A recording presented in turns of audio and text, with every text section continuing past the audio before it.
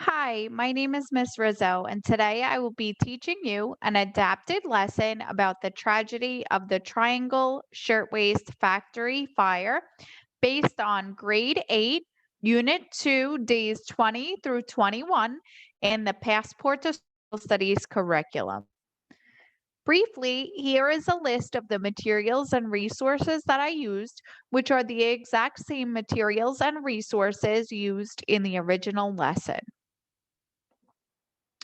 Focus questions from the original as well. What were the ways industrialization changed America? To what extent did reform movements address the problems facing various groups of Americans?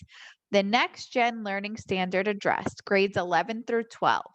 Determine the central ideas or information of a primary or secondary source. Provide an accurate summary that makes clear the relationships among the key details and ideas. The NICE DLM essential element addressed. Determine the central idea of a text and recount the text.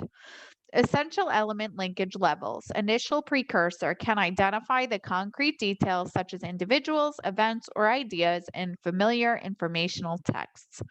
Distal precursor can find 2 points made by an author of an informational text that relate to each other. Proximal precursor can summarize an informational text, including relevant details and descriptive information. Target can recall and describe the events and details in an informational text in the same order as they appeared in the text. Successor can ascertain the logical relationship or interaction between two or more individuals, events, or ideas. Analyze the following photograph using this adaptation of the Thinking About Images template provided.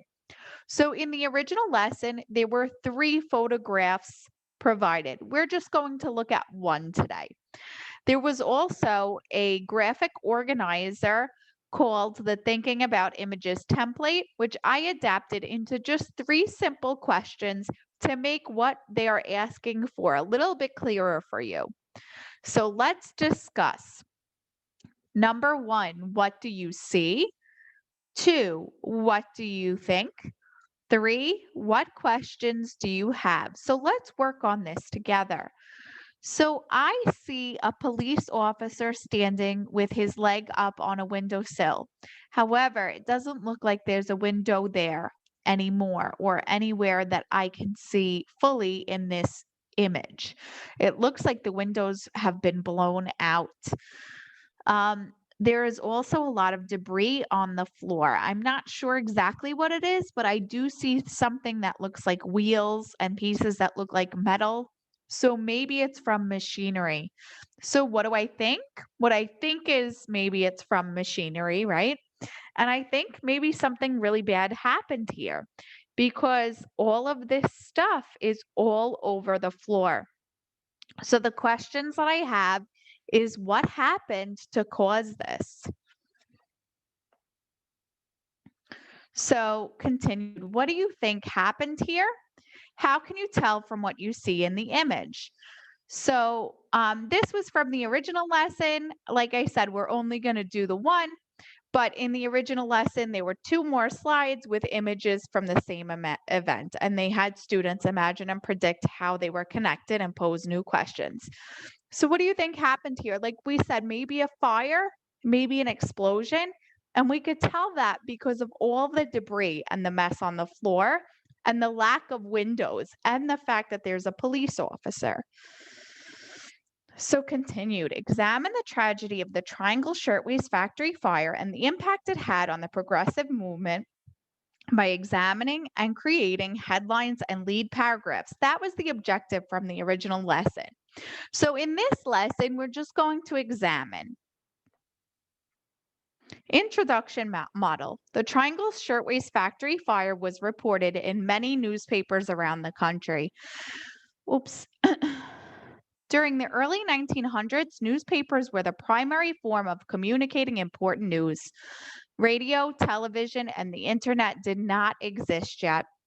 So the class activity, we will be looking at two parts of a newspaper article, the headline and the lead paragraph. The headline, the title written in large letters above a story in a newspaper. And lead, the introductory section of a news story that is intended to entice the reader to read the full story. This information was from our original lesson. Like I said, the original lesson asked the students to also create their own newspaper article, and it had them analyze 3 articles. Today, we're just going to analyze one, and we're going to focus on just understanding it. We're not going to create our own yet. So, the newspaper article, lack of fire drill held responsible. Company advised to train its workers, says industrial engineer, but ignored him. Danger in other factories. Only a few, he asserts, have emergency drills, and escape in many is cut off. According to 2 of the ablest fire experts in the city, the great loss of life at the Shirtwaist Factory can be accounted for by the lack of adequate instruction of the girls in the way to conduct themselves in time of fire. So, what do you think the main idea of this article is based on the headline, subheadings, and lead? A, people died because they did not know what to do in case of a fire. B, people died because they did not know what to do in case of a flood. C, people died because they did not know what to do in case of a pandemic. So, looking at clues from the article, I see lack of fire drill. And I also see, according to 2 of the ablest fire experts in this city. So I'm thinking this does not have to do with a flood or a pandemic. It must be A, people died because they did not know what to do in case of a fire. So the wrap up, the New York Factory Investigation Commission. A little summary of what happened as a result of this. On April 15th, 1911, 100,000 people joined a procession down Fifth Avenue in NYC, while 400,000 more people watched. A few days before the funeral procession, civic and religious leaders, reformers, teachers, and others addressed a mass meeting held at the Metropolitan Opera. Out of that assembly emerged a committee on safety, which served as a clearinghouse of information on fire safety and, more importantly, became an effective political force. That line is in quotes, that whole bullet, because it came straight from the original lesson. They created stricter factory safety and health laws. They included measures requiring better fire safety efforts, more adequate factory ventilation, improved sanitation, and machine guarding, safe operation of elevators, and special measures for foundries, bakeries, stores, and other establishments. So, class discussion. Do you understand the images from the beginning of this class better now, and why? And how do you think New Yorkers and people from other parts of the country might have reacted to this event? Thirdly, why do you think the Triangle Shirtwaist Factory Fire was an important event in U.S. history? I would pause here so you could discuss this as a class. So that was my adapted version of the Triangle Shirtwaist Factory Fire lesson from the Passport to Social Studies lesson. Although you're in grades 9 through 12, this was a grade 8 lesson, but it was adapted to meet your needs. Thank you for watching.